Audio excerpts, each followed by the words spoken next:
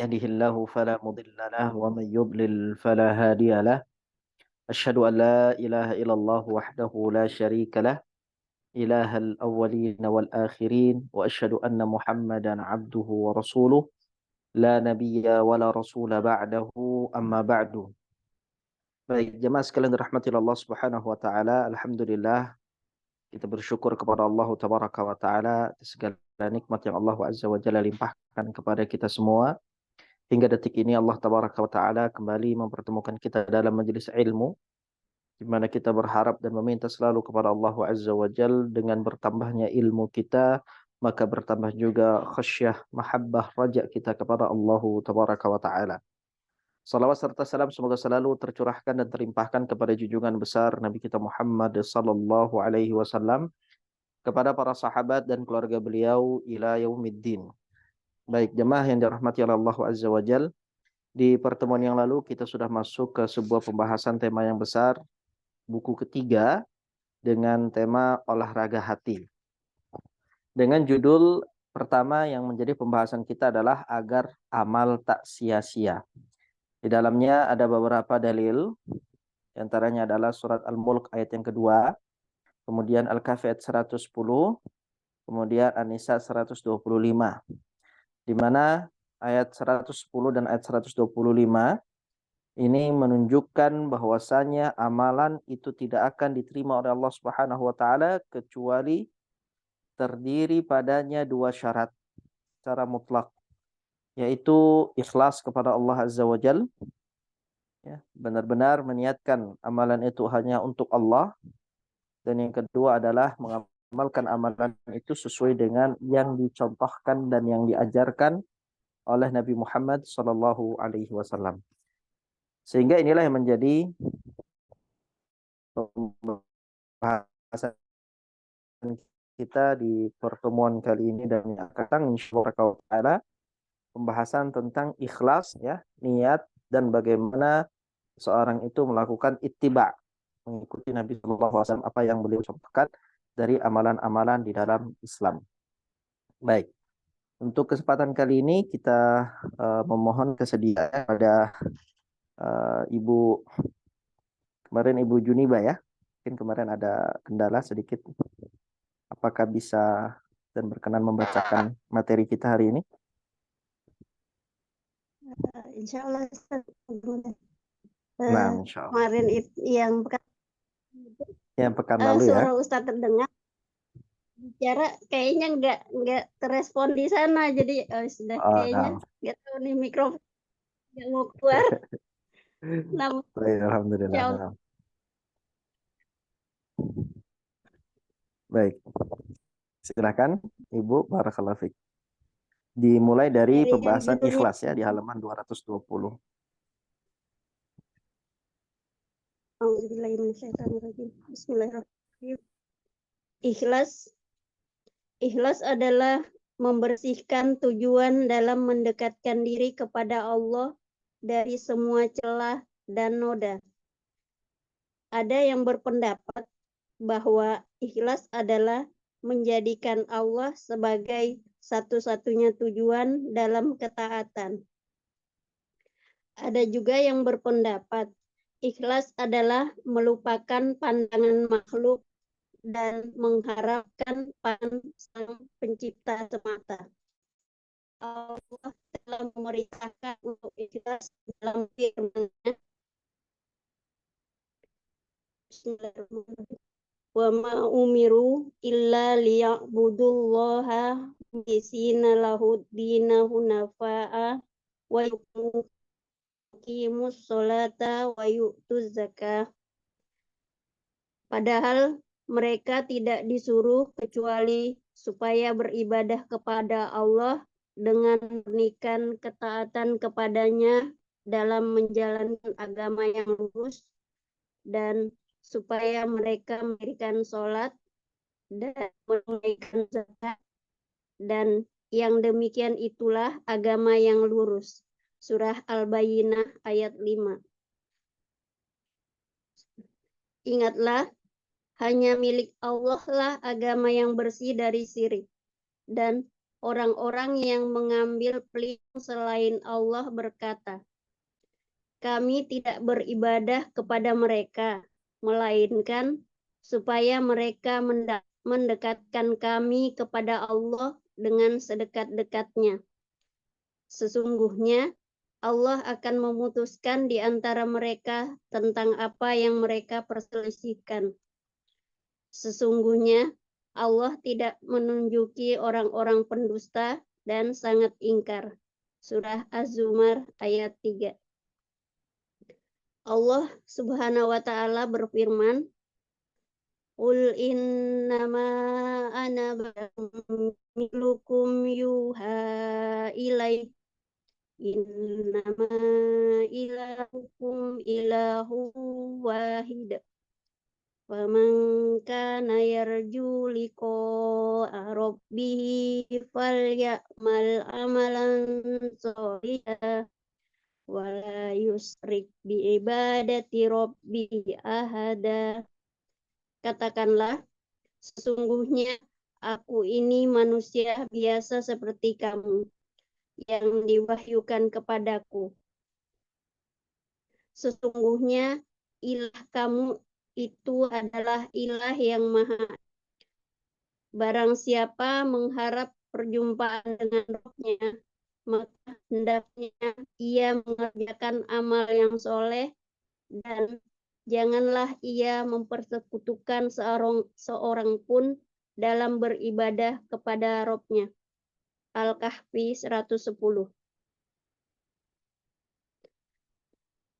Abu Umamah radhiyallahu an meriwayatkan seseorang datang kepada Rasulullah Shallallahu alaihi wasallam lalu bertanya, bagaimana menurut Anda seorang laki-laki yang ikut berperang untuk mencari pahala dan agar dikenang? Apa yang akan ia peroleh? Rasulullah menjawab, ia tidak akan memperoleh apa-apa. Lalu orang tersebut mengulangi pertanyaannya hingga 3 kali. Dan Rasulullah Shallallahu alaihi wasallam tetap menjawab, ia tidak akan mendapat apa-apa, sampai akhirnya beliau bersabda, Innallaha la yaqbalu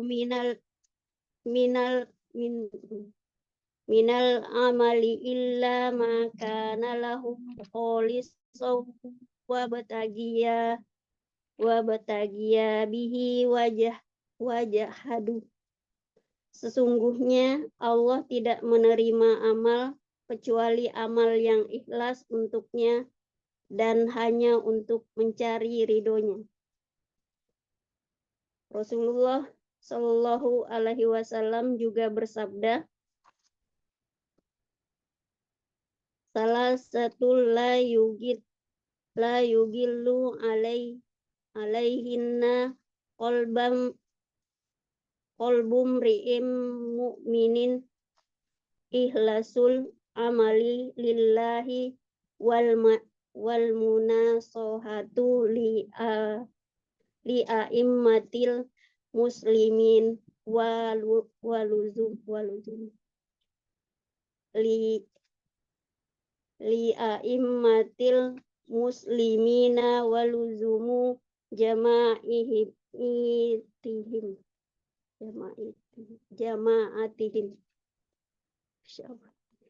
Tiga hal yang tidak menyebabkan dengki hati orang mukmin: mengikhlaskan amal untuk Allah, menasehati para pemimpin kaum muslimin, dan konsisten dalam golongan mereka. Inilah 3 perkara yang bisa memperbaiki hati. Seorang hamba yang melakukannya, hatinya akan bersih dari sifat khianat, dengki, dan keburukan. Dengan keikhlasan, seorang hamba akan dapat melepaskan diri dari belitan setan. Hal ini berdasarkan firman Allah, illa ibadika minhumul mukhlasin, kecuali hamba-hambamu yang ikhlas di antara mereka. Al-Hijr ayat 40. Seorang Baik. soleh. Bismillah. Nah, kita baca dahulu. Pembahasan tentang al-ikhlas ya, tentang ikhlas adalah membersihkan tujuan dalam mendekatkan diri kepada Allah dari semua celah dan noda. Jadi apa saja yang mengotori niat kita dalam melakukan ibadah, ya, usaha dalam membersihkan hal itu adalah disebut dengan ikhlas.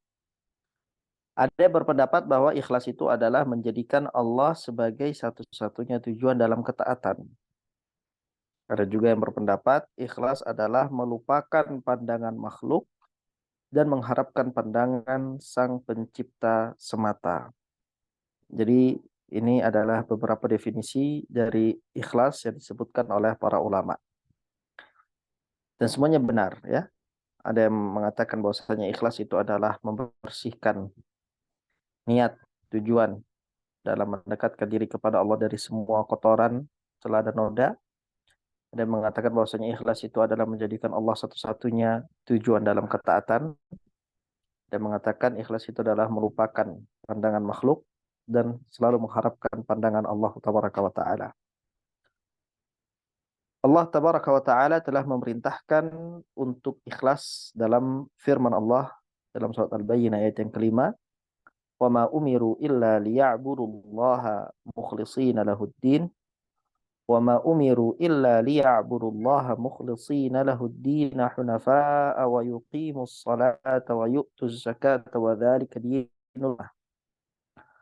Padahal mereka tidaklah disuruh kecuali supaya beribadah kepada Allah dengan memurnikan ketaatan kepadanya. Ini syahidnya. Mukhlishina lahuddin, memurnikan ketaatan hanya kepada Allah, bukan kepada selain Allah. Dan inilah keikhlasan. Memurnikan ketaatan kepada Allah dalam menjalankan agama yang lurus. Dan supaya mereka menjadikan salat, menunaikan zakat, yang demikian itulah agama yang lurus. Kemudian dalam surat Az-Zumar ayat yang ketiga Allah berfirman, ingatlah hanya milik Allah lah agama yang bersih dari syirik. Dan orang-orang yang mengambil pelindung selain Allah, yang melakukan kesyirikan, mereka berkata, kami tidak beribadah kepada mereka, melainkan supaya mereka mendekatkan kami kepada Allah dengan sedekat-dekatnya. Ini hujah mereka. Hujah orang-orang yang melakukan kesyirikan. Hujah orang-orang yang tidak ikhlas dalam amalan mereka. Mereka menyembah selain Allah, mereka melakukan kesyirikan dengan dalih kesyirikan itu adalah agar Tuhan-Tuhan perantara yang mereka sembah mendekatkan diri mereka kepada Allah dengan sedekat-dekatnya. Lalu kemudian Allah Azza wa Jalla berfirman, sesungguhnya Allah akan memutuskan di antara mereka tentang apa yang mereka perselisihkan. Sesungguhnya Allah tidak menunjuki orang-orang yang pendusta dan sangat ingkar. Jadi langsung dibantah oleh Allah Tabaraka wa Ta'ala hujjah mereka yang batil. Dalam surat Al-Kahfi ayat 110, Allah Azza wa Jalla berfirman, "Qul innama ana basyarum mithlukum yuha ilayya annama ilahukum ilahu wahid." Sesungguhnya, ya katakanlah wahai Muhammad, sesungguhnya aku ini manusia biasa seperti kamu. Ya, ini perintah Allah kepada Nabi Muhammad untuk menyebutkan perkataan ini kepada umatnya.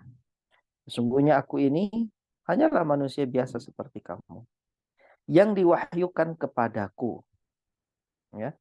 Jadi inilah perbedaan antara kita dengan Nabi Muhammad. Kalau kita ingat di pelajaran pembahasan tentang tauhid di buku yang pertama, jilid yang pertama tentang rukun Muhammad Rasulullah. Ya, kalau rukun la ilaha illallah, kalau rukun la ilaha illallah itu kan ada dua ya, an-nafyu dan al-itsbat, penafian dan penetapan. Sedangkan kalau rukun Muhammad Rasulullah itu juga ada dua. Tapi yang pertama adalah Muhammad sebagai Abdullah dan Muhammad sebagai Rasulullah. Muhammad itu sebagai hambanya Allah, ya. Dan yang kedua, Muhammad adalah sebagai utusannya Allah. Jadi dengan mengakui bahwasanya Muhammad itu adalah manusia biasa, tapi kemudian dispesialkan oleh Allah Azza wa Jalla dengan wahyu, maka ini adalah menunjukkan bahwasanya Nabi Muhammad Shallallahu Alaihi Wasallam tidak boleh ditafrid dan ifrat, ya, tidak boleh direndahkan dan tidak boleh dikultuskan sampai-sampai dijadikan makamnya sebagai makam ilah. Dan ini dalilnya yang menegaskan hal itu. Innama ana basyarum mithlukum yuha ilayya annama ilahukum ilahu wahid. Sesungguhnya, ya, aku ini adalah manusia biasa seperti kalian yang diwahyukan kepadaku. Apa wahyunya? Sesungguhnya ilah kamu itu adalah ilah yang esa. Rob kalian itu adalah Rob yang esa, yang satu, yang tunggal. Faman kana yarju liqa'a rabbih falyamal 'amalan shalihan wa la yusyrik bi'ibadati rabbih ahada. Barang siapa yang mengharap perjumpaan dengan Robnya, maka hendaknya ia mengerjakan amal yang solih dan janganlah ia mempersekutukan seorang pun dalam beribadah kepada Robnya. Maka di sini ada 2 poin yang menjadi syarat. Siapapun yang ingin bertemu dengan Allah, maka dia harus memenuhi 2 syarat ini. Yang pertama, melakukan amal yang solih. Dan yang kedua, tidak melakukan kesyirikan. Berarti kalau tidak melakukan kesyirikan, artinya dia mentauhidkan Allah dalam ibadahnya. Jadi ibadahnya hanya untuk Allah, dan dia memperbanyak amal soleh. Baik, Abu Umamah radhiyallahu anhu, sahabat yang mulia, meriwayatkan bahwasanya ada seseorang yang datang kepada Rasulullah Shallallahu Alaihi Wasallam. Ya, ada seseorang yang datang kepada Rasulullah Shallallahu Alaihi Wasallam, lalu bertanya, bagaimana menurut Anda seorang laki-laki yang ikut berperang untuk mencari pahala dan agar dikenang? Apa yang akan ia peroleh? Rasulullah Shallallahu Alaihi Wasallam menjawab, ia tidak akan memperoleh apa-apa. Kenapa? Karena di situ ada, ya, niat untuk dikenang. Lalu orang tersebut mengulangi pertanyaannya hingga 3 kali dan Rasulullah Shallallahu Alaihi Wasallam tetap menjawab, ia tidak akan mendapatkan apa-apa. Sampai akhirnya Nabi bersabda, Inna Allah la yaqbalu minal amali illa ma kana lahu khalisan wa butughiya bihi wajhuhu. Sesungguhnya Allah tidak akan menerima amal kecuali amal yang ikhlas untuk Allah dan hanya untuk mencari ridhonya Allah. Rasulullah Shallallahu Alaihi Wasallam juga bersabda, Thalathun la yughillu alaihinna qalbu mri'im mu'minin ikhlasul amali lillahi wal munasahatu li aimmatil muslimin waluzumu jama'atihim. Kata Nabi Shallallahu Alaihi Wasallam, 3 hal yang tidak menyebabkan dengki hati, ya, pada orang mukmin. Ada 3 hal yang bisa, ya, menghilangkan dengki hati pada orang mukmin. Yang pertama adalah mengikhlaskan amal untuk Allah. Berarti amalnya bukan untuk manusia. Kemudian yang kedua adalah menasihati para pemimpin kaum muslimin. Dan yang ketiga adalah konsisten dalam golongan mereka. Apa maknanya? Ikhlas itu dapat menghilangkan kedengkian hati. Sehingga di sini al-mu'allif berkata, inilah 3 perkara yang bisa memperbaiki hati seorang hamba yang melakukannya, ya. Yang terakhir adalah ikhlas, mengikhlaskan amal hanya untuk Allah, maka hatinya akan bersih dari sifat khianat, dari sifat dengki dan keburukan. Dengan keikhlasan, seorang hamba akan dapat melepaskan diri dari belitan setan. Hal ini berdasarkan firman Allah Azza wa Jalla dalam surat Al-Hijr ayat ke-40, ya, di mana Allah Subhanahu wa taala, ya, menceritakan tentang perkataan iblis. Ya. Bagaimana iblis berjanji akan menyesatkan anak keturunan Adam. Tapi di situ ada pengecualian. Siapa yang dikecualikan oleh iblis? Yang dikecualikan oleh iblis, illa ibadaka minhumul mukhlasin. Kecuali hamba-hambamu yang ikhlas di antara mereka. Kalau kita lihat ya bagaimana janji atau ikrar yang diucapkan oleh iblis, Rabbi bima aghwaytani la uzayyinanna lahum fil ardi wa la ughwiyannahum ajma'in. Iblis berkata, wahai Robku, oleh karena engkau telah memutuskan bahwasanya aku adalah sesat, ya, kata iblis, maka ya, la uzayyinanna lahum fil ard. Aku pasti akan jadikan kejahatan itu terasa indah bagi mereka di bumi. Dan aku akan menyesatkan mereka semua. Jadi konsep strategi yang dijadikan oleh iblis agar manusia itu terjatuh dalam kemaksiatan adalah menjadikan kemaksiatan itu indah. Ini strategi dari iblis. La uzayyinanna lahum fil ard. Jadi selama masih di bumi, selama masih di dunia, yang namanya kemaksiatan itu akan dijadikan indah, akan dijadikan baik oleh iblis. Dan namanya manusia itu hatinya condong kepada sesuatu yang dianggap baik oleh syahwatnya. Ketika dia melihat itu adalah baik, maka dia akan mendatanginya. Padahal di situ kata iblis, wala ughwiyannahum ajmain, dan mereka akan aku sesatkan semuanya. Nah, barulah ada pengecualian di sini, illa ibadaka minhumul mukhlasin, kecuali hamba-hambamu yang ikhlas di antara mereka. Mana syahidnya? Syahidnya di sini, al-mukhlasin. Berarti hanya hamba-hamba Allah yang ikhlaslah yang akan selamat dari jerat iblis. Ya. Dari berbagai strategi yang dilancarkan oleh iblis untuk menyesatkan manusia, yang selamat hanyalah hamba-hamba Allah yang ikhlas. Jadi ini kunci jamaah. Kunci kalau kita ingin selamat dari perangkap-perangkap iblis, maka kita harus latihan menjadi hamba Allah yang ikhlas. Nah, silakan berikutnya Ibu. Nah, Bismillah. Seorang soleh pernah berkata kepada jiwanya, ikhlaslah, niscaya kamu akan terlepas dari syaitan. Setiap bagian dunia sedikit atau banyak pasti digemari nafsu dan digandrungi oleh hati.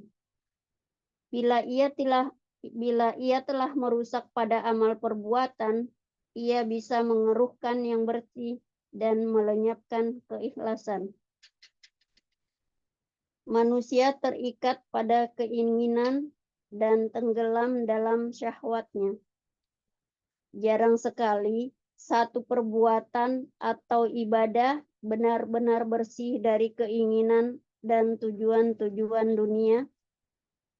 Oleh sebab itu, ada sebuah ungkapan, beruntunglah orang yang benar langkahnya, yaitu orang yang hanya mengharapkan ridho Allah semata. Ikhlas adalah membersihkan hati dari semua noda, baik sedikit maupun banyak, sehingga tujuannya hanyalah mendekatkan diri kepada Allah dan tidak ada motif lain di dalamnya. Syaitan terkadang mengepung hamba dan melebur semua amal perbuatannya, dan nyaris tidak ada satu amal pun yang lepas dari jeratannya. Jika ada satu amal saja yang lepas, seorang hamba terkadang masih bisa selamat. Pernah ditanyakan kepada Imam Syal, apa yang paling berat bagi jiwa? Beliau menjawab, ikhlas, karena ia tidak mempunyai bagian. Pada dasarnya, jiwa manusia suka dipuji, mengharap popularitas, senang disanjung, dan mengagumi kekuasaan. Nafsu manusia juga sangat cenderung pada sifat menonjolkan diri dan malas. Selain itu, mereka juga mudah terlena kepada wanita, anak, dan harta yang melimpah, seperti emas, perak, kuda pilihan, binatang ternak, dan sawah ladang. Karena itu, yang paling berat bagi jiwa adalah mengikhlaskan niat kepada Allah. Ayub menegaskan, mengikhlaskan niat bagi orang yang beramal lebih berat daripada amal perbuatan itu sendiri. Di antara ulama ada yang berkata, ikhlas sesaat bisa menyebabkan keselamatan untuk selamanya. Akan tetapi, ikhlas itu barang langka. Maka, siapa yang menginginkan ikhlas, hendaklah ia memutuskan cinta syahwat dari hatinya, memenuhinya dengan cinta Allah, dan mencurahkan perhatiannya untuk akhirat. Perumpamaannya, sebagaimana orang yang makan, minum, atau buang hajat. Semua itu ia lakukan dengan tulus dan niat yang benar. Apabila hati seseorang dipenuhi perasaan cinta kepada Allah, semua gerakannya akan mengindikasikan kecintaannya tersebut, dan pada akhirnya akan membuahkan keikhlasan. Orang yang hatinya dipenuhi perasaan cinta pada dunia, pangkat, dan kekuasaan, atau dengan kata lain cinta pada selain Allah, maka semua gerakannya akan menggambarkan sifat tersebut. Karena itu, ibadah yang dilakukan seperti puasa, sholat, dan lainnya tidak bisa menyelamatkannya. Dengan demikian, ikhlas bisa melepaskan seseorang dari jeratan dunia, menghilangkan sifat tamak terhadap dunia, dan hanya terfokus pada akhirat. Apabila semua itu dilakukan, keikhlasan akan mudah diraih. Betapa banyak amalan yang menyebabkan pelakunya letih dan mengira bahwa amalnya tadi ikhlas untuk Allah, namun kenyataannya amalan tersebut tidak bermanfaat sama sekali. Ada sebuah kisah yang menceritakan seorang ulama yang selalu sholat di baris pertama. Pada suatu hari, ia datang terlambat dan sholat di baris kedua. Ia merasa malu bila orang-orang melihatnya sholat di baris kedua. Dari situ bisa disimpulkan bahwa kesenangan dan ketenangan hatinya ketika sholat di baris pertama disebabkan oleh pandangan orang-orang kepadanya. Perbuatan seperti ini sangat samar. Jarang sekali amalan-amalan seperti itu terlepas dari penyakit ini. Dan sedikit sekali orang yang memperhatikannya. Hanya orang-orang yang diberi taufik Allah sajalah yang diberi kemudahan untuk beramal dengan ikhlas. Pada hari kiamat, orang-orang yang melalaikan ikhlas akan melihat kebaikannya menjadi kejelekan. Mereka itulah orang-orang yang dimaksud dalam firman Allah yang terjemahan maknanya. Dan jelaslah bagi mereka azab dari Allah yang belum pernah mereka perkirakan. Dan jelaslah bagi mereka akibat buruk dari apa yang telah mereka perbuat. Surah Az-Zumar ayat 47 sampai 48. Demikian pula firman Allah, yaitu orang-orang yang telah sia-sia perbuatannya dalam kehidupan dunia ini, sedangkan mereka menyangka bahwa mereka berbuat sebaik-baiknya. Surah Al-Kahfi 104. Dalam Al-Ihya disebutkan, berdasarkan dalil-dalil dan realita, jelas bahwa kebahagiaan tidak akan bisa dicapai kecuali dengan ilmu dan ibadah. Karena amal tanpa niat adalah sia-sia, sedangkan niat tanpa ikhlas adalah riya. Riya tidak jauh berbeda dengan kemunafikan dan kedurhakaan. Ikhlas tanpa dibarengi dengan kejujuran dan bukti, laksana debu yang berterbangan. Allah berfirman mengenai setiap amal yang diperuntukkan selain Allah dalam surah Al-Furqan ayat 23 yang terjemahannya, dan kami hadirkan semua amal yang mereka kerjakan, lalu kami jadikan amal itu bagaikan debu yang berterbangan. Nah, barakallahu fiik wa ahsanallahu ilaik.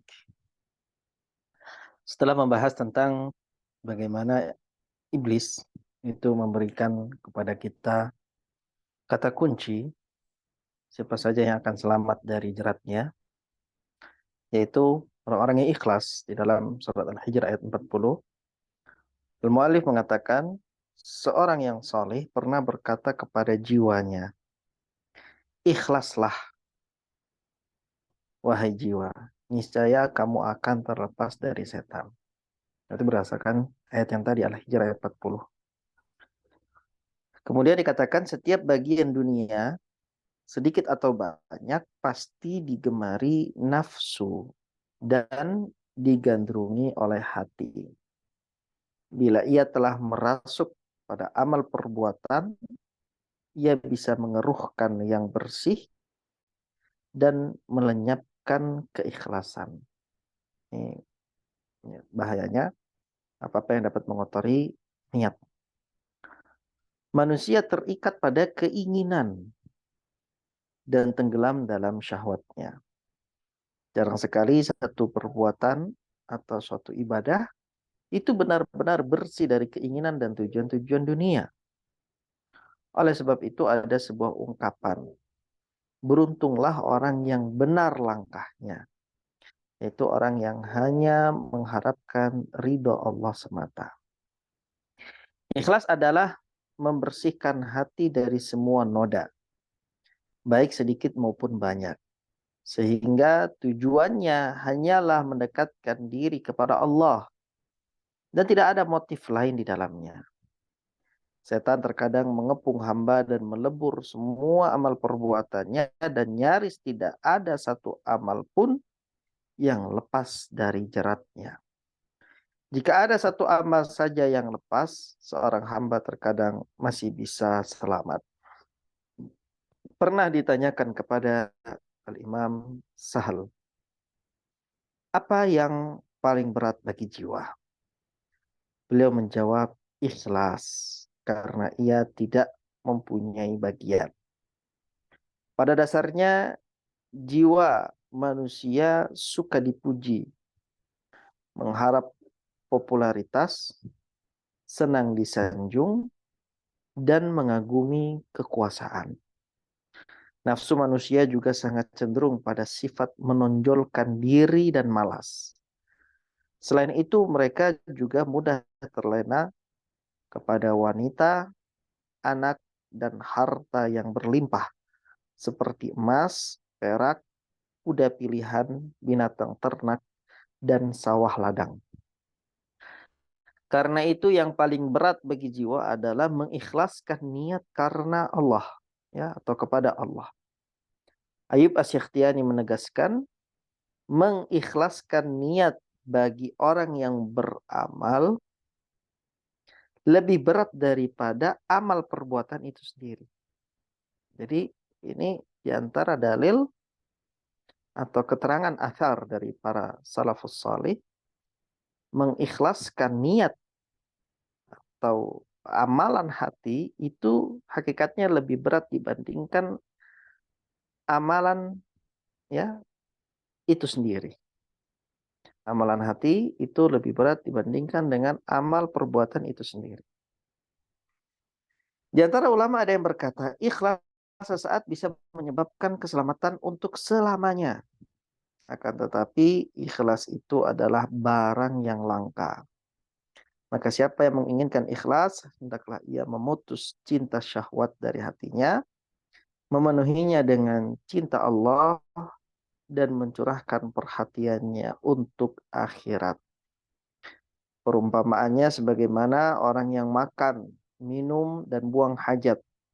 Semua itu ia lakukan dengan tulus dan niat yang benar. Apabila hati seseorang dipenuhi perasaan cinta kepada Allah, semua gerakannya akan mengindikasikan kecintaannya tersebut. Dan pada akhirnya akan membuahkan keikhlasan. Orang yang hatinya dipenuhi perasaan cinta pada dunia, cinta pangkat, cinta kekuasaan, atau dengan kata lain cinta pada selain Allah, maka semua gerakannya akan menggambarkan sifat-sifat tersebut. Karena itu ibadah yang dilakukan seperti puasa, sholat, dan lainnya tidak bisa menyelamatkannya. Dengan demikian, ikhlas bisa melepaskan seseorang dari jeratan dunia, menghilangkan sifat tamak terhadap dunia, dan hanya terfokus pada akhirat. Jadi dengan ikhlas itulah kuncinya. Apabila semua itu dilakukan, keikhlasan akan mudah diraih. Betapa banyak amalan yang menyebabkan pelakunya letih dan mengira bahwa amalnya tadi ikhlas untuk Allah, namun kenyataannya amalan tersebut tidak bermanfaat sama sekali karena tidak ada keikhlasan. Ada sebuah kisah yang menceritakan seorang ulama yang selalu sholat di baris pertama. Pada suatu hari ia datang terlambat dan sholat di baris yang kedua. Ia merasa malu bila orang-orang melihatnya sholat di baris kedua. Berarti di sini, ya, sudah geser niatnya. Ya. Dari situ bisa disimpulkan bahwa kesenangan dan ketenangan hatinya ketika sholat di baris pertama disebabkan oleh pandangan orang-orang kepadanya. Ya. Perbuatan seperti ini sangatlah samar, ya, untuk membedakan antara yang ikhlas dengan yang ria itu sangatlah tipis sekali. Jarang sekali amalan-amalan seperti itu terlepas dari penyakit ini dan sedikit sekali orang yang memperhatikannya. Hanya orang-orang yang diberi taufik Allah sajalah yang diberi kemudahan untuk beramal dengan ikhlas. Ya. Jadi kenapa kau melakukan ini? Karena malu kalau orang lihat saya tidak melakukannya. Nah, ini berarti dia melakukan amalan itu karena manusia, bukan karena Allah. Pada hari kiamat, orang-orang yang melalaikan ikhlas akan melihat kebaikannya menjadi kejelekan. Yang hanya fokus dengan amalan zahir, tidak memperhatikan amalan hati, khususnya masalah niat. Amalan kebaikan yang dilakukannya di akhirat akan berubah menjadi amalan keburukan. Mereka itulah orang-orang yang dimaksudkan dalam firman Allah, dan jelaslah bagi mereka azab dari Allah yang belum pernah mereka perkirakan. Dan jelaslah bagi mereka akibat buruk dari apa yang telah mereka perbuat. Demikian pula firman Allah, yaitu orang-orang yang telah sia-sia perbuatannya dalam kehidupan dunia ini, sedangkan mereka menyangka bahwa mereka telah berbuat sebaik-baiknya. Jadi prasangka dengan kenyataan itu beda. Mereka memprasangkakan ya bahwasanya diri mereka telah melakukan amalan yang baik, tapi hakikatnya ternyata sebaliknya. Mereka telah melakukan hal yang sia-sia. Dalam kitab Al-Ihya disebutkan berdasarkan dalil-dalil dan realita jelas bahwa kebahagiaan tidak akan bisa dicapai kecuali dengan ilmu dan ibadah. Karena amal tanpa niat adalah sia-sia, sedangkan niat tanpa ikhlas adalah riya. Ya. Amal tanpa niat adalah sia-sia, sedangkan niat tanpa ikhlas adalah riya. Riya itu tidak jauh beda dengan kemunafikan dan kedurhakaan. Ikhlas tanpa dibarengi dengan kejujuran dan bukti, laksana debu yang berterbangan. Allah Ta'ala berfirman mengenai setiap amal yang diperuntukkan selain Allah. Dalam surat Al-Furqan ayat 23, dan kami hadirkan semua amal yang mereka kerjakan, lalu kami jadikan amalan itu bagaikan debu yang berterbangan. Jadi memang masalahnya ini adalah perkara yang penting, jemaah sekalian. Tidak boleh kita remehkan apapun yang kita lakukan dari ibadah kepada Allah Azza wa Jal. Maka yang pertama kali yang harus kita luruskan adalah niat kita. Kalau seandainya kita lakukan itu tanpa meluruskan niat, dan kalau kita lakukan hal-hal itu dengan hal-hal ya niat-niat yang kotor, ya tidak kita murnikan itu hanya untuk Allah, maka sebanyak apapun amalan yang kita lakukan tidak akan dapat memberikan manfaat sedikit pun bagi kita, karena Allah akan hadirkan semua itu dan Allah jadikan semuanya bagaikan debu yang berterbangan. Baik, kemudian judul berikutnya adalah menelusuri hakikat niat. Nah, silahkan dilanjut, Ibu. Siap. Bismillahirrahmanirrahim. Bismillah. Menelusuri hakikat niat. Niat bukanlah sekedar ucapan seseorang, aku berniat. Akan tetapi, niat adalah dorongan hati yang berjalan sesuai kehendak Allah. Pada sebagian kondisi, niat menjadi mudah. Namun, pada kondisi yang lain, ia menjadi sulit. Menghadirkan niat baik dalam banyak kondisi akan mudah bagi orang-orang yang hatinya didominasi urusan agama. Karena secara keseluruhan hatinya cenderung pada pokok-pokok kebaikan, sehingga mendorongnya untuk melakukan secara hati-hati. Sebaliknya, barang siapa yang hatinya cenderung pada dunia, maka sulit baginya untuk menghadirkan niat, bahkan dalam amal-amal fardu sekalipun, kecuali dengan kesungguh-sungguhan. Umar bin Khattab radhiyallahu an meriwayatkan bahwa Rasulullah bersabda, innamal a'malu binniyat wa innama likulli imri'in ma nawa. Faman kana hijratuhu ilallahi wa rasulihi fa hijratuhu ilallahi wa rasulihi. Faman kanat hijratuhu ila dunya yusibuha au ila imro'atin yankihuha fa hijratuhu ila ma hajaro ilaih. Sesungguhnya amal perbuatan itu tergantung niat, dan setiap orang mendapatkan balasan amal sesuai dengan niatnya. Barang siapa yang berhijrah karena Allah dan Rasul-Nya, maka hijrahnya itu menuju Allah dan Rasul-Nya. Barang siapa hijrahnya karena dunia yang ia harapkan atau karena wanita yang ingin ia nikahi, maka hijrahnya itu menuju yang ia inginkan. Imam Syafi'i rahimahullah berkata, hadis ini merupakan sepertiga dari ilmu. Sabda Nabi Shallallahu Alaihi Wasallam, sesungguhnya amal perbuatan itu tergantung niat. Artinya, diterimanya amal perbuatan yang sesuai dengan sunnah bergantung pada niat yang baik. Sebagaimana sabda beliau, setiap amal perbuatan tergantung pada akhirannya. Inilah kaidah syariat agama kita yang lurus. Adapun sabda beliau, dan setiap orang mendapatkan balasan amal sesuai dengan niatnya,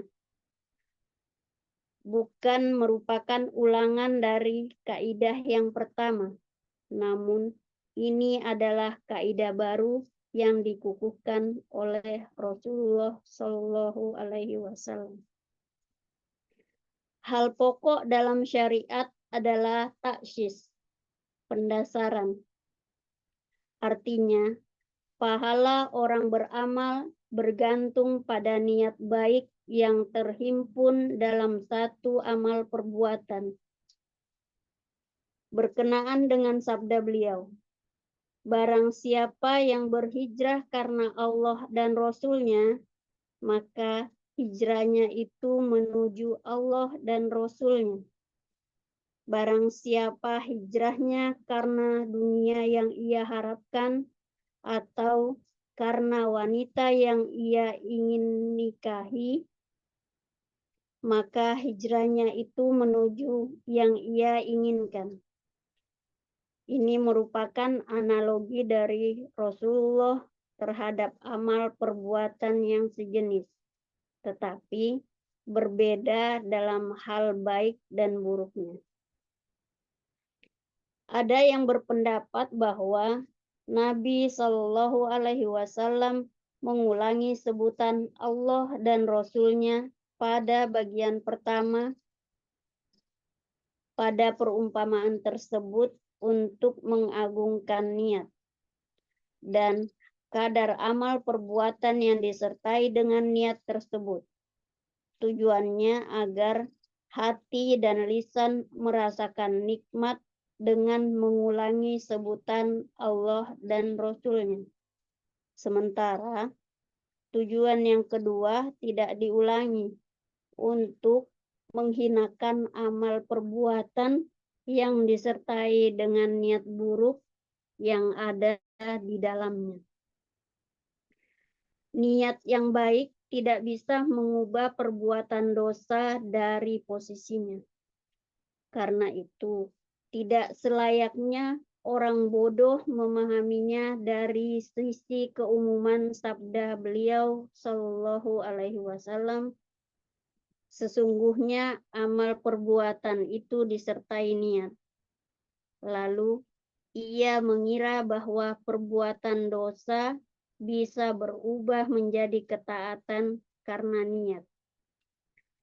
Dengan demikian, sabda beliau, sesungguhnya amal perbuatan itu disertai niat hanya khusus untuk 3 macam amal, yaitu ketaatan, amalan-amalan mubah, dan tidak untuk perbuatan dosa. Karena niat yang buruk dapat mengubah ketaatan, menjadi maksiat. Masuknya niat buruk dalam perbuatan maksiat akan menimbulkan dosa dan akibat yang semakin besar. Semua ketaatan terikat dengan niat pada pokok kebenaran dan melipat gandakan keutamaannya. Adapun dasarnya adalah berniat untuk beribadah kepada Allah semata. Apabila ia berniat untuk riya, maka ketaatan akan berubah menjadi maksiat. Kelipatan keutamaan itu ditentukan oleh banyaknya niat yang baik. perbuatan-perbuatan mubah akan mendapat pahala apabila mengandung satu niat atau beberapa niat baik yang dengannya bisa mendekatkan diri kepada Allah dan memperoleh derajat yang tinggi. Baik, barakallahu fiik wa ahsanallahu ilaik. Menelusuri hakikat niat. Setelah membahas tentang niat ya, dari riwayat-riwayat yang sudah dibawakan, al-muallif mengatakan niat itu bukanlah sekedar ucapan seseorang aku berniat. Jadi niat itu bukan hanya sekedar ya ucapan nawaitu atau anwi, aku berniat. Jadi tidak di lisan, dia ada di dalam hati.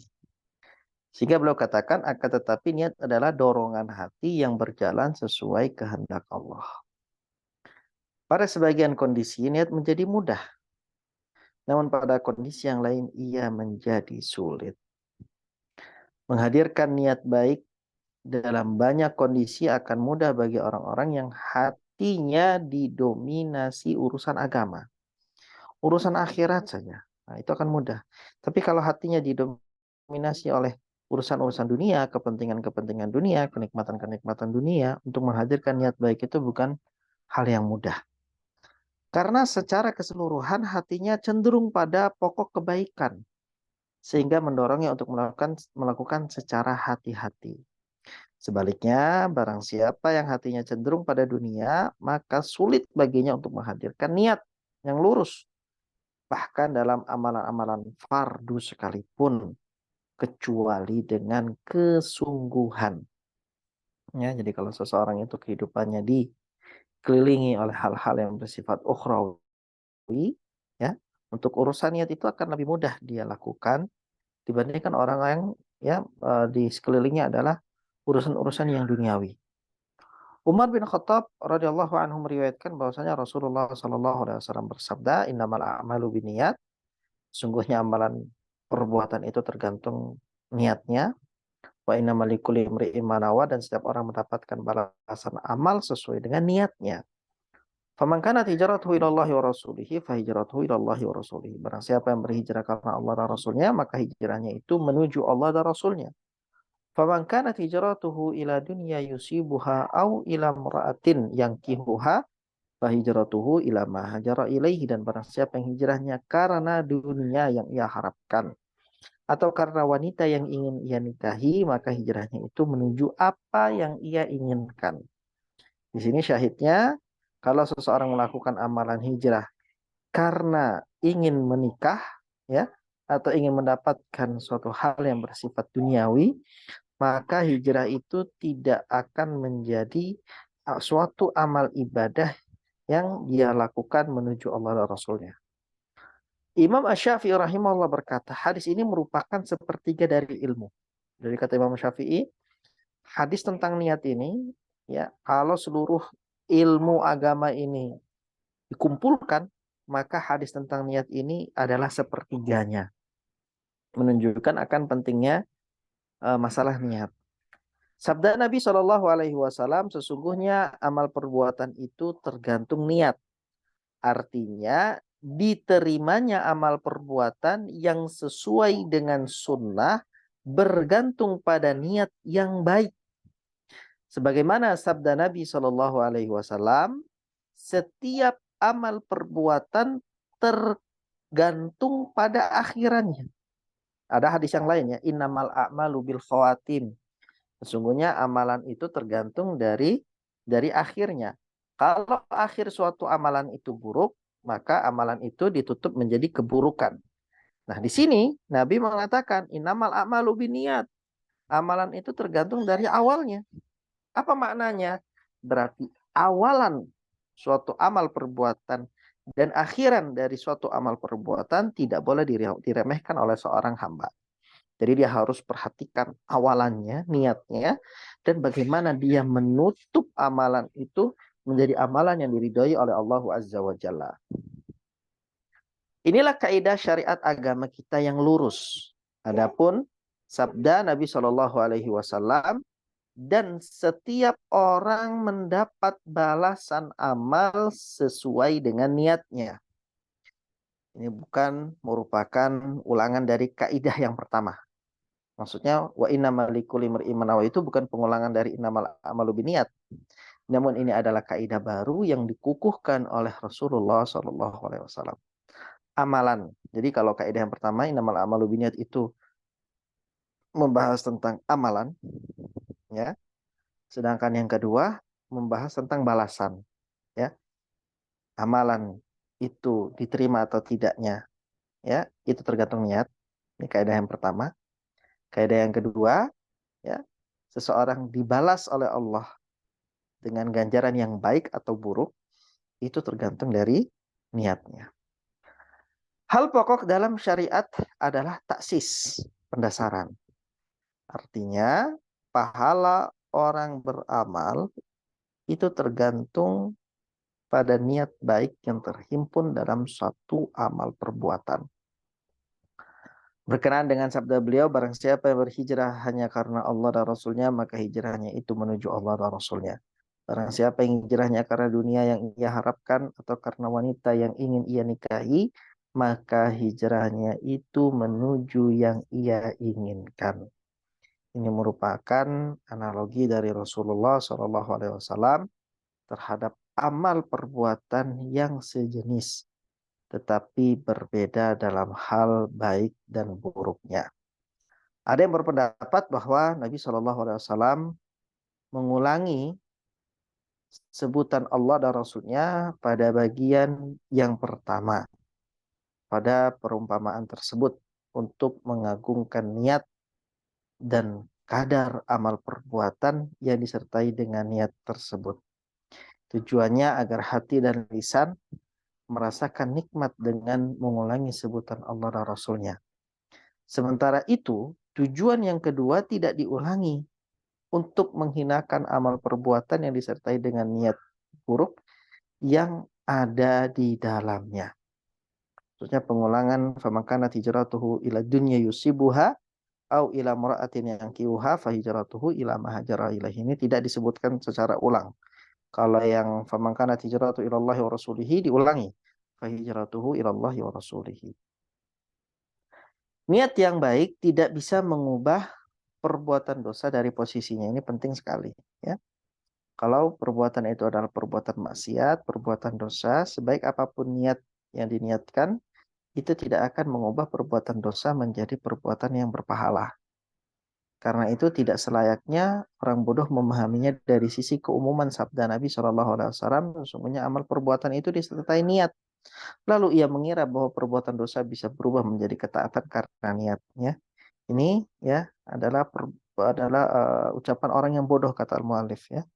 Kalau ada yang memahami sabda Nabi, sesungguhnya amal perbuatan itu tergantung niatnya, lalu dia mengira bahwasanya seorang yang melakukan maksiat itu bisa menjadi ketaatan kalau niatnya baik, maka ini adalah pemahaman yang salah. Dengan demikian, sabda Nabi SAW, sesungguhnya amal perbuatan itu disertai niat hanya khusus untuk 3 macam amal, yaitu ketaatan, amalan-amalan yang mubah, dan tidak untuk ya perbuatan dosa. Karena niat yang buruk dapat mengubah ketaatan ya menjadi maksiat. Masuknya niat buruk dalam perbuatan maksiat akan menimbulkan dosa dan akibat yang semakin besar. Semua ketaatan, semua ibadah itu terikat dengan niat pada pokok kebenaran dan melipat gandakan keutamaannya. Adapun dasarnya adalah berniat untuk beribadah kepada Allah semata. Apabila ia berniat untuk riya, maka ketaatan akan berubah menjadi maksiat. Kelipatan keutamaan itu ditentukan oleh banyaknya niat yang baik. Perbuatan-perbuatan mubah akan mendapat pahala apabila mengandung satu niat atau beberapa niat baik yang dengannya dia bisa mendekatkan diri kepada Allah dan memperoleh derajat yang tinggi. Jadi amalan yang mubah itu akan bisa menjadi suatu qurbah atau ketaatan kepada Allah apabila diniatkan untuk ibadah. Baik, ini tanggung ya, kita bahas lagi poin yang terakhir tentang keutamaan niat, sehingga di pertemuan yang akan datang insya Allah kita akan bahas tentang ittiba atau mengikuti sunnah Nabi SAW. Silakan dilanjut Ibu. Bismillahirrahmanirrahim.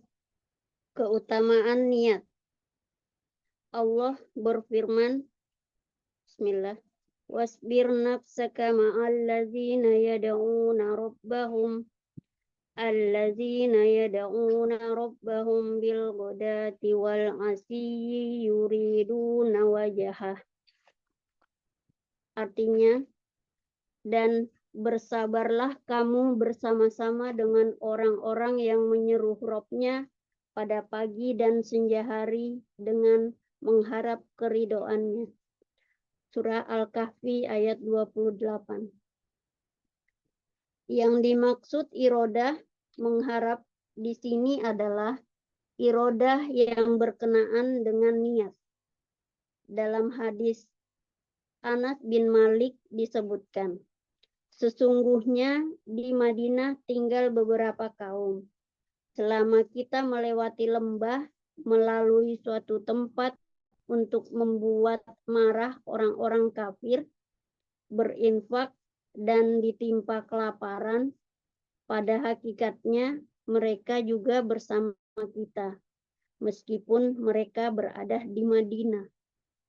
Para sahabat bertanya, wahai Rasulullah, bagaimana mereka bisa mendapatkan pahala seperti kami, padahal mereka tidak bersama kita?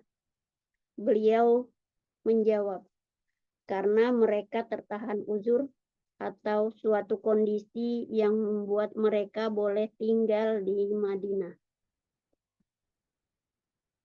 Sebagian salaf berkata, seringkali amalan yang kecil menjadi besar karena niat. Demikian pula amalan besar menjadi kecil juga karena niat. Yahya bin Katsir berkata, belajarlah niat, karena sesungguhnya ia lebih berat dibandingkan amal. Sebagian ulama mengatakan, perdagangan niat adalah perdagangan para ulama. Maksudnya, para ulama lah yang tahu bagaimana cara mereka berinteraksi dengan Rob mereka. Dan mereka meraup keuntungan yang besar dari Allah. Karena dalam satu ketaatan, mereka bisa berniat dengan beberapa niat.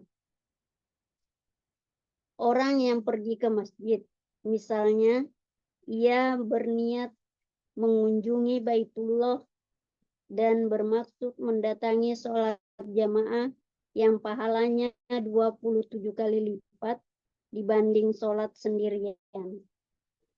Kedatangannya ke masjid juga ia niatkan untuk mendengarkan zikir dan nasihat dari para ulama dan memanfaatkan ilmunya dengan melakukan amar ma'ruf dan nahi mungkar.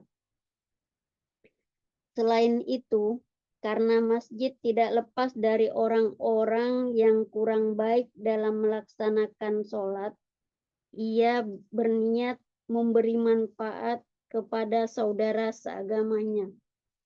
Sungguh, itu adalah keuntungan dan penolong untuk kehidupan akhirat. Dia juga berniat meninggalkan dosa karena malu kepada Allah. Yang perlu diingat, satu ketaatan bisa saja mengandung beberapa niat. Perkara yang mubah dapat berubah menjadi amal baik dengan niat. Ini sebagaimana pernyataan sebagian ulama. Sesungguhnya aku mengharapkan pahala dari tidurku seperti aku mengharap pahala dari ibadahku. Di antara mereka ada yang memberi nasihat. Janganlah kamu beramal kecuali disertai niat. Seorang hamba bisa menghadirkan niat dalam amalan-amalan mubah, agar menjadi amalan qurbah atau amalan yang bisa mendekatkan diri kepada Allah. Misalnya, memakai minyak wangi. Jika tujuannya hanya mencari kesenangan dan kenikmatan harumnya, menikmati harumnya, itu mubah diperbolehkan. Tetapi jika ia berniat mengikuti sunnah Rasulullah Shallallahu Alaihi Wasallam, amalan tersebut berubah menjadi qurbah. Sebaliknya, bila niatnya untuk mencari simpati para wanita yang bukan mahram, mencari kebanggaan dan persaingan, hukumnya menjadi dosa. Pendek kata, dengan niat baik, amalan mubah bisa menjadi qurbah. Dan niat buruk akan mengubahnya menjadi maksiat. Nah, barakallahu fiik wa ahsanallahu ilaik. Pembahasan terakhir berkaitan dengan fadlun niyah, keutamaan niat. Allah Azza wa Jalla berfirman di dalam surat Al-Kahfi ayat 28, "Wasbir nafsaka ma'al ladzina yad'una rabbahum bil ghadati wal 'ashiyyi yuriduna wajha." Bersabarlah kamu bersama orang-orang yang menyeru Rabb-nya pada pagi dan senja hari dengan mengharap keridhaannya. Di sini ya Allah Subhanahu wa taala memerintahkan kita untuk bersabar bersama orang-orang yang ikhlas kepada Allah. Yang dimaksud dengan iradah atau mengharap di ayat ini adalah iradah yang berkenaan dengan niat. Yuriduna wajha. Mereka hanya meniatkan Allah dalam amalan mereka. Bersabarlah kamu dengan orang-orang seperti itu. Dalam hadis Anas bin Malik disebutkan, ya, sesungguhnya kata Anas bin Malik, di Madinah tinggal beberapa kaum. Ini dikatakan oleh Anas bin Malik ketika kondisinya para sahabat bersama Nabi Shallallahu Alaihi Wasallam, yang di situ juga ada Anas bin Malik. Mereka pergi berangkat berjihad, berperang di jalan Allah. Dan mereka meninggalkan di Madinah beberapa orang laki-laki yang mereka mendapatkan uzur, ya, mendapatkan uzur untuk tidak ikut berperang. Kata Anas bin Malik, sesungguhnya di Madinah tinggal beberapa orang, tinggal beberapa kaum. Selama kita melewati lembah, ya, dalam perjalanan untuk menuju medan perang itu, ya, setiap kita melewati lembah, setiap kita melewati suatu tempat untuk membuat marah orang-orang kafir, ya, setiap kami berinfak selama perjalanan itu, setiap kami ya ditimpa kelaparan dan kami bersabar, ya, pada hakikatnya orang-orang yang di Madinah itu juga bersama kita dalam mendapatkan pahala, meskipun mereka berada di Madinah. Apa maknanya? Ketika seseorang itu terhalangi untuk mengamalkan suatu amalan dikarenakan uzur syar'i, maka dia tetap akan mendapatkan pahala dari amalan tersebut. Karena Anas mengatakan, ya, mereka tidak ikut bersama kami, tetapi mereka juga ikut mendapatkan pahala yang kami lakukan. Tapi tentunya ini kalau uzurnya adalah uzur syar'i, bukan uzur yang dibuat-buat. Para sahabat bertanya, ya, Afwan, ini tadi perkataannya Rasulullah, ya, bukan perkataan Anas bin Malik, perkataan Rasulullah SAW. Kemudian sahabat bertanya, wahai Rasulullah, bagaimana mereka bisa mendapatkan pahala seperti kami, padahal mereka tidak bersama kami? Bagaimana orang-orang yang tinggal di Madinah itu nggak ikut perang sama kita, tapi mereka mendapatkan pahala, ya, sebagaimana pahala kita? Nabi SAW bersabda, karena mereka tertahan uzur, suatu kondisi yang membuat mereka boleh tinggal di Madinah, ya, tidak ikut perang. Jadi ini pentingnya niat, ya, niat itu saking dia adalah perbuatan yang sangat penting dalam suatu ibadah. Ibadah itu tidak dilakukan kalau niatnya benar, maka dia tetap mendapatkan pahala. Ini luar biasa ya masalah niat ini. Mereka nggak perang bersama Rasul, tapi mereka mendapatkan pahala perang. Kenapa? Karena niatnya ikhlas untuk Allah. Sebagian salah berkata, seringkali amalan yang kecil menjadi besar karena niat, demikian pula amalan besar menjadi kecil juga karena niat. Yahya bin Katsir berkata, belajarlah niat. Karena sesungguhnya niat itu lebih berat dibandingkan amal itu sendiri. Yang tadi sudah kita baca sebelumnya. Sebagian ulama mengatakan perdagangan niat adalah perdagangannya para ulama. Maksudnya para ulama lah yang tahu bagaimana cara mereka berinteraksi dengan Rabb mereka. dan mereka meraup keuntungan yang besar dari Allah. Karena dalam suatu ketaatan mereka bisa berniat dengan beberapa niat. Jadi hanya dengan satu transaksi keuntungannya berlipat ganda. Ini yang dimaksudkan dengan perdagangan niat adalah perdagangan para ulama. Hanya orang yang berilmulah yang tahu bagaimana cara mendapatkan pahala yang besar hanya dengan amalan yang kecil. Apa yang menyebabkan amalan itu kemudian berbuah pahala yang berlipat ganda? Karena niat, karena amalan hati. Jadi seseorang itu bisa mendapatkan keuntungan yang besar walaupun dengan amalan yang kecil, cukup dengan meluruskan niatnya. Orang yang pergi ke masjid misalnya, ia berniat mengunjungi Baitullah dan bermaksud mendatangi sholat jamaah yang pahalanya 27 kali lipat dibanding sholat sendirian. Kedatangannya ke masjid juga ia niatkan untuk mendengarkan zikir dan nasihat dari para ulama dan memanfaatkan ilmunya dengan melakukan amar ma'ruf dan nahi mungkar. Selain itu, karena di masjid tidak lepas dari orang-orang yang kurang baik dalam melaksanakan sholat, ia juga berniat memberikan manfaat kepada saudara seagamanya. Sungguh itu adalah keuntungan dan penolong untuk kehidupan akhirat. Dia juga berniat meninggalkan dosa karena malu kepada Allah. Yang perlu diingat, satu ketaatan bisa saja mengandung beberapa niat. Lihat orang ini. Ya. Padahal ya, amalannya cuma satu. Apa amalannya? Pergi ke masjid. Ya, pergi ke masjid. Pergi ke masjid. Tapi niatnya banyak. 6. Ya, yang pertama tadi apa? Ia berniat mengunjungi rumahnya Allah. Ya, ia berniat mendatangi sholat jamaah yang pahalanya 27 kali lipat. 2. Kemudian ia ya berniat ya mendengarkan zikir. Ada 3 ya, mendengarkan nasihat dari para ulama. 4. Memanfaatkan ilmu dengan melakukan amar ma'ruf nahi mungkar. 5. Nah, kemudian yang keenam dia mengajar. Dia infak kepada saudara agamanya. Kenapa? Karena di masjid itu tidak lepas dari orang yang kurang baik dalam melaksanakan sholat. Ada yang sujudnya nggak benar, rukuknya nggak benar. Dia niatkan kalau ke masjid lihat yang seperti ini saya akan ajarkan. Cuma niat saja sebenarnya, gitu ya. Tapi ini sudah 6. Maka yang ketujuh, dia juga berniat meninggalkan dosa karena malu kepada Allah. Jadi dari satu amalan saja berangkat ke masjid dengan dibarengi 7 niat ini akan menjadikan seseorang mendapatkan pahala yang berlipat ganda. Baik, perkara mubah dapat berubah menjadi amal baik dengan niat. Ini sebagaimana pernyataan sebagian ulama, sesungguhnya aku mengharapkan pahala dari tidurku seperti aku mengharapkan pahala dari ibadahku. Jadi kalau dia sholat, dia mengharapkan pahala dari sholatnya. Dia tidur, dia juga mengharapkan pahala dari tidurnya. Jadi bukan tidur sekedar tidur saja, melepaskan penat, ya, menghilangkan ngantuk, tidak. Dia tidur, dia mengharapkan pahala sebagaimana dia sholat, dia mengharapkan pahala. Ini bagaimana amalan yang mubah berubah menjadi suatu amal kebaikan, suatu amal ibadah hanya dengan niat.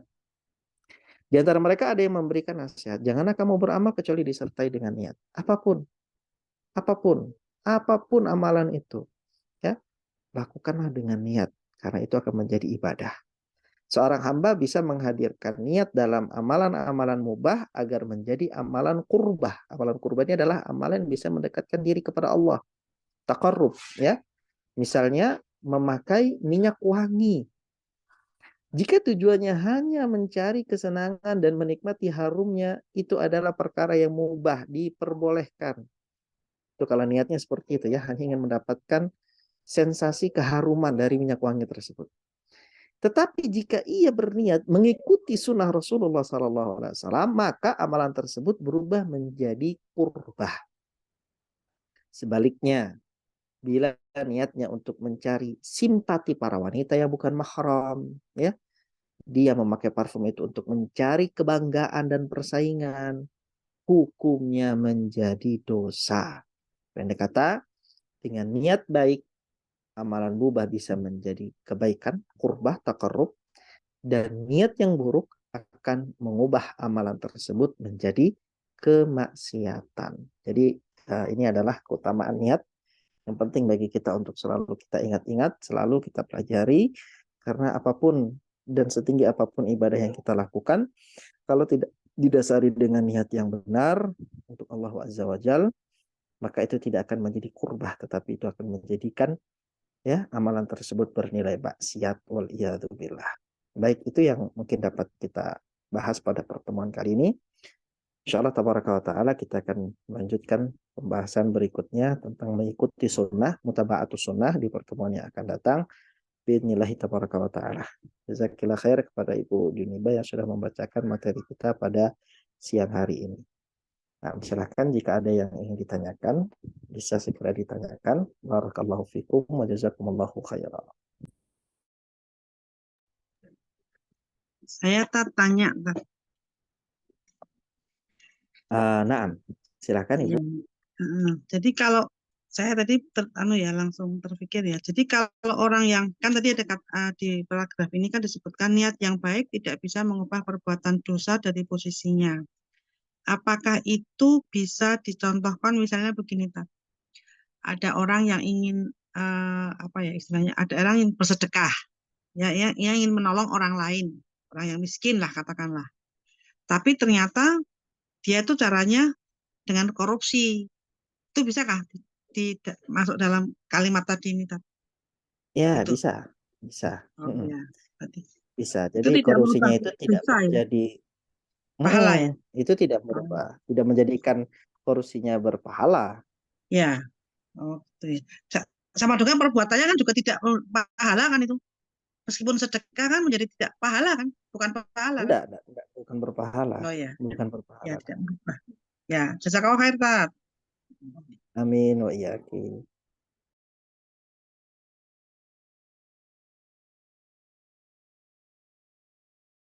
Sekarang saya yang tanya ya Ustadz. Bahkan mati. Ustadz, bergesernya niat ini luar biasa ya Ustadz, tanpa berasa. Misalnya gini Ustadz, melakukan amal ibadah, dengan ibadah itu kan ada fadilah-fadilah ya Ustadz, keutamaan mendapatkan faedah. Misalnya gini, dengan saum mendapat rasa sehat, kebaikan lah di dunia gitu Ustadz. Nah, bergesernya tadi setelah kita tadi niatnya mencari ridha Allah, terus bergeser akhirnya iya ya dengan puasa ini jadi sehat, enak nih badan. Nah, tadinya niat itu bergeser tanpa berasa ke mencarinya itu manfaatnya Ustadz. Itu tanpa berasa sudah berpindah kecuali dengan ilmu ya Ustadz, memahamin ini ya. Nah, selama manfaat itu adalah manfaat duniawi, itu menjadi suatu alasan yang remeh kalau kita niatkan amalan yang mulia dengan hal-hal duniawi. Iya, artinya itu kan gini. Sekedar bonus saja. Iya, artinya gini kan bergeser nih Ustadz. Begitu kita nggak melakukan ibadah itu, kita merasa nggak sehat gitu loh kan. Akhirnya iya nih nggak bisa nih, harus puasa nih gitu loh. Dengan puasa mendapat. Artinya kalau tidak tanpa kita dengan ilmu kan bergesernya sesuatu yang remeh tadi Ustadz bilang gitu ya. Nah, itu satu Ustadz. Yang kedua tadi disebut nih amal yang awal dengan akhir. Menjaga keikhlasan ya Ustadz. Artinya gini, misalnya kita membantu seseorang karena Allah. Nah, di tengah jalan nih kan banyak nih gangguan nih Ustadz. Pada saat kita, nih. Nah itu ya Ustadz yang dimaksud dengan awal dengan akhir. Niat itu senantiasa dijaga. Gitu ya Ustadz, memahaminya. Nah, ya, begitu. Dari awal sampai akhir. Nah, sahih. Dibuka dan ditutup. Dibuka ditutup ya. Artinya betul-betul kalau karena Allah sehingga apapun yang terjadi di tengah-tengah menjelang akhir itu kalau karena Allah Ta'ala ya sudah gitu kan Ustadz membahasakannya. Itu mengajak hati untuk begitu tuh bukan perkara mudah ya Ustadz. Nah, sahih. Masya Allah, masalah niat ini memang kalau disebut tadi Imam Syafi'i sepertiga tuh luar biasa ya Ustadz. Ya, mudah-mudahan Allah sepertiga berikan. ilmu. Iya, artinya betul-betul memohon pertolongan Allah Ta'ala karena bergesernya hati itu tanpa berasa ya Ustadz. Bisakah masuk kepadanya hadisnya Rasulullah bahwa yang disebut kesirikan itu kan tadi kalau itu ria itu kan sirik kecil Ustadz. seperti batu hitam di pekatnya malam. Itu bergesernya nggak kelihatan Iya, kecuali dengan bisa. ilmu. Ya bisa masuk ya Ustaz. Bisa masuk ya. Masya Allah, la haula wala quwata illa billah. Betul-betul ilmu ya Ustaz. Insya Allah. Ya, begitu Nah, Ustaz. Jazakallah khair. ilmu saya Barakallah. sebenarnya ilmu saya sebenarnya tidak cukup, Umayati. Oh Harus ya, ada peringatan. Jadi diingatkan lagi, diingatkan lagi, diingatkan lagi. Karena para ulama katakan ma'alatu syai'an asyadda alayya min niyati. Tidak ada sesuatu yang lebih mudah berbolak-balik pada diriku kecuali masalah niat. Jadi sekedar tahu masalah niat itu penting saja tidak cukup. Jadi harus terlalu diingatkan, selalu diingatkan, selalu diingatkan. Itulah artinya, yang menyebabkan Imam Syafi'i artinya begini. mengatakan dia sepertiga ilmu. Oh, maksudnya tadi itu selalu diingatkan tuh maksudnya gimana Ustaz?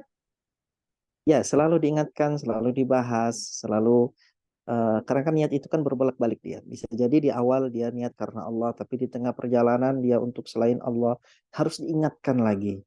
Jadi makanya para ulama ada yang katakan tajdidu dunia. Jadi niat itu diperbarui, niat itu kembali diluruskan. Jadi kalau Tidak dia gampang ya, sedikit, Tat. Nggak gampang itu, benar, nggak Masya Allah. gampang, Ya, benar, iya, tidak gampang. Nah, nggak gampang. Ustaz, kalau di tengah jalan nih tadi kan, kalau diperbaruin, tadinya awal sudah lurus, niatnya ikhlas, tengah-tengah berbelok tuh, terus kita astagfirullah ini berarti nggak ini.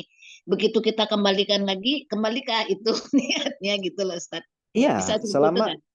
selama dia itu hanya sekedar terbesit, lalu kemudian tidak kita ikuti, ya, maka langsung kita luruskan itu insya Allah akan kita dapatkan kembali amalan tersebut. Tapi kalau kemudian itu kita ikuti, kita iakan gitu ya, aliran niat yang buruk itu atau niat selain Allah itu kita ikuti, ya maka sudah hilang amalan itu. Baik, berarti pada saat ada kan bisikan itu senantiasa Ya, hadir ya Ustaz. Artinya kita hmm, tepis, enggak tepis, gitu loh. Balik enggak, tepis, jangan kita diikuti. ya, insya Allah itu kembali kepada yang kita dapatkan apa yang Nah, kita niatkan ya Ustaz. Insya Allah. nah, Astagfirullah. insya Allah. Ustadz, mau nanya nih Ustadz, Silakan. bagaimana konteksnya niat yang kayak gini Ustadz? Saya olahraga nih, karena saya niatkan biar sehat, agar kuat beribadah dan beramal karena Allah. Gimana tuh Ustadz? Itu Salah ya? tidak apa-apa. Oh, Tidak tidak. apa-apa. Oh. Ya, itu masih dalam alasan yang masuk ke dalam niat-niat yang lurus. Jadi kita makan untuk kita kuat beribadah, Oh ya. iya. Kita berbersih, kita mandi agar kita dapat fresh menghadap Allah Azza wa Jalla dalam ibadah kita.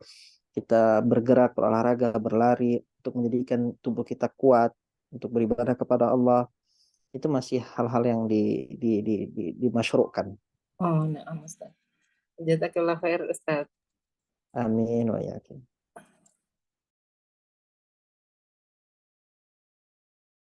Satu lagi, Tat, ada titipan pertanyaan. Nah, Kalau silakan. niat umroh, Tat, gimana? Misalnya gini, kita kan berangkat ke Tanah Suci niat umroh, ya. Kemudian di sana masih ada waktu. Itu mau niat umroh lagi dengan ambil mikot di lain tempat. Itu gimana tuh? Nah, jadi maksudnya umrohnya 2 kali dalam satu perjalanan ya. Ya, kayak apa tuh? Nah, ini memang permasalahan yang diperselisihkan oleh para ulama. Ada yang membolehkan, ada yang tidak membolehkan. Ada yang mengatakan kalau berangkat umroh dengan satu perjalanan ya satu umroh saja.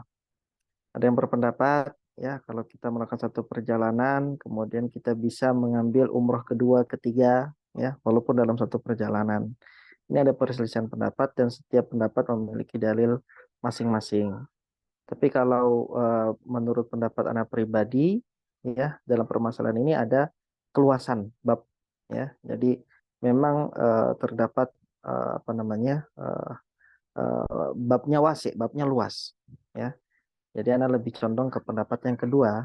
Jadi dalam satu perjalanan itu bisa melakukan beberapa kali umrah. Wallahu a'lam.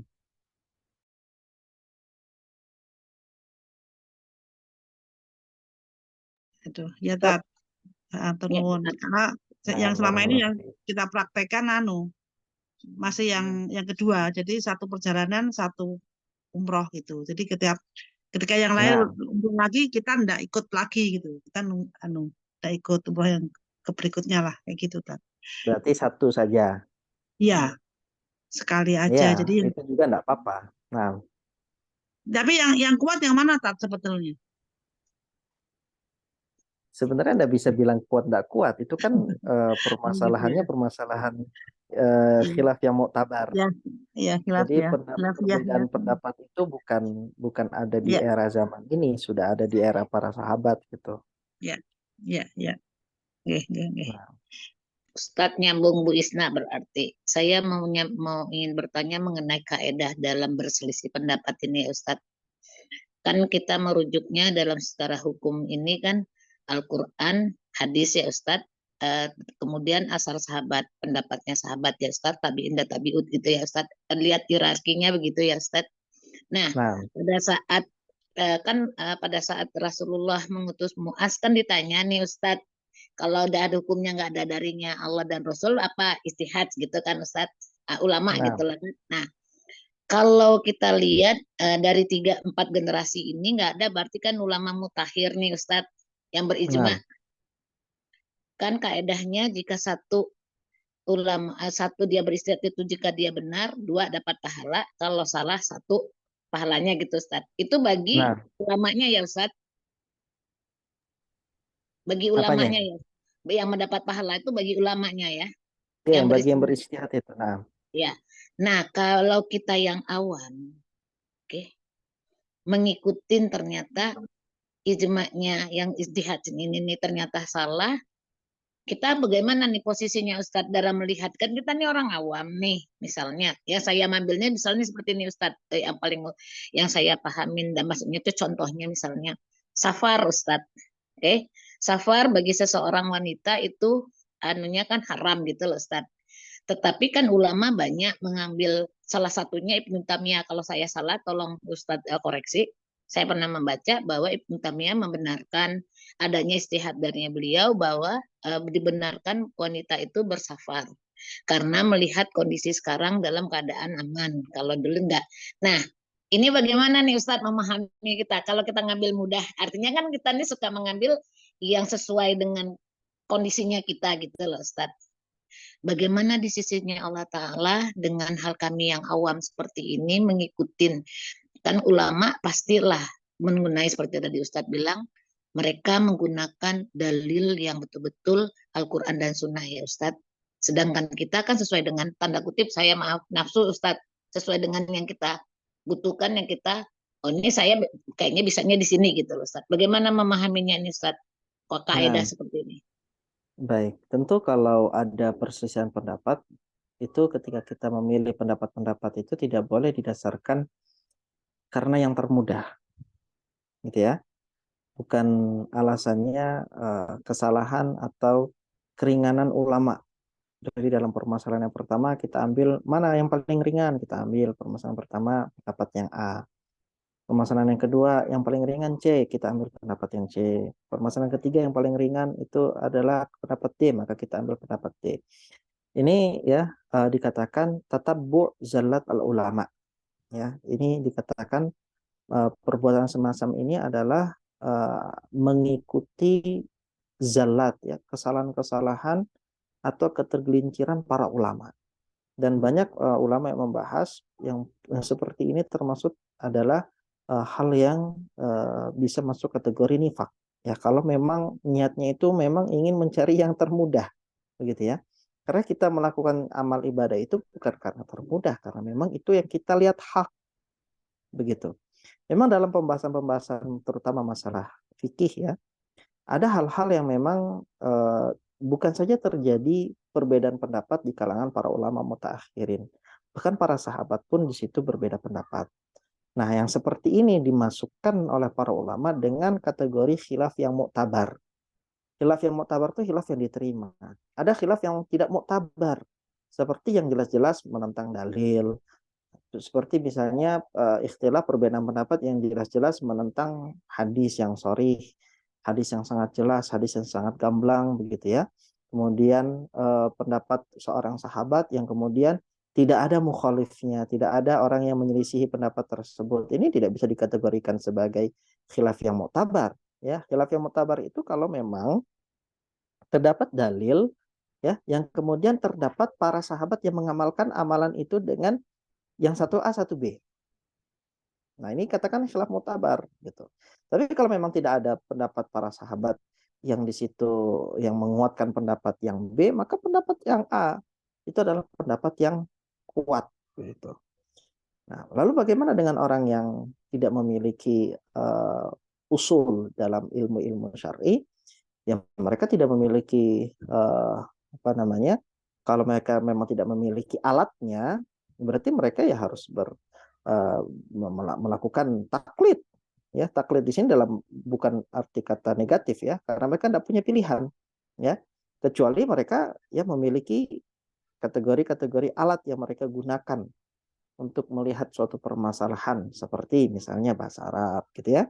Kemudian dia memiliki usul di tafsir, dia memiliki usul di hadis, dia bisa membedakan mana hadis ini yang sahih dan tidak, dia bisa membedakan mana riwayat yang bisa diterima atau tidak gitu ya. Tapi kan ini ya proses-proses seperti ini kan proses yang panjang yang tidak bisa dilakukan kecuali oleh orang yang sudah memiliki dasar ilmu yang kuat. Sehingga itulah yang membedakan antara orang yang awam ya dengan orang yang memiliki basis ilmu. Nah, memang pembahasan seperti ini pembahasan yang panjang, tapi intinya kalau permasalahan itu adalah permasalahan yang khilaf muktabar, khilaf yang dianggap ya, ada sahabat yang mengerjakannya, maka para ulama tidak bertasyadud dalam masalah ini ya. Para ulama tidak saling apa namanya? Keras mengeraskan dalam hal ini ya. Mereka membuka pintu selebar-lebarnya begitu ya bagi perbedaan pendapat yang semacam ini. Allahu taala alam. Baik Ustadz, jazakallah khair barakallahu fiik. Artinya ada saya istilah maksudnya khilaf mutabar itu nggak paham selama ini kan berarti tidak dapat ilmunya. Artinya selagi pada yang seperti itu berarti kan kita bisa tahu nih, oh ini ada nih pastilah mengambil rujukannya dari sahabat pernah lakukan ini gitu ya Ustadz ya. Berarti masing-masing Ya, punya dalil yang kuat gitu ya Ustadz ya. Tidak boleh saling menyalahin ya. Begitu ya Ustadz. nah, jadi Baik. ininya apa namanya standarnya itu ada nggak sahabat yang melakukannya begitu. Kalau misalnya ada sahabat yang melakukannya itu menjadi khilaf muktabar. Tapi nggak cukup misalnya ada dalilnya nggak gitu. Bisa jadi ada dalilnya tapi pemahamannya berbeda begitu ya. Ada ayat tetapi ayatnya dipahami secara logika. Ada hadisnya tapi ternyata hadisnya dipahami tidak seperti yang diamalkan oleh para sahabat. Sehingga memang amannya itu ketika menanyakan tentang dalil itu ada ndak amalan sahabat terhadap amalan itu. Jadi kalau itu sudah sahabat itu sudah pasti ada ayatnya, ada hadisnya. Dan itu pemahaman mereka sehingga menjadikan mereka mengamalkan itu.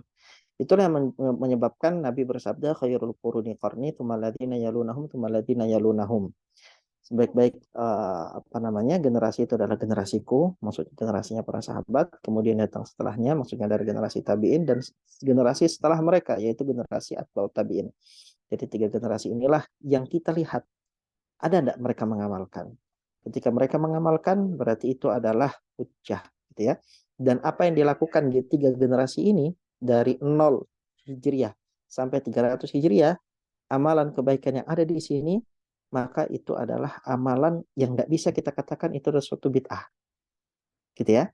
Tapi kalau amalan itu sudah keluar dari 300 Hijriah ini, nah ini kan berarti amalan yang baru diada-adakan. Amalan yang baru dilakukan. Yang tidak pernah ada di zaman sahabat, tabi'in, tabi'ut tabi'in. Ini baru amalan bid'ah. Seperti itu. Wallahu ta'ala alam.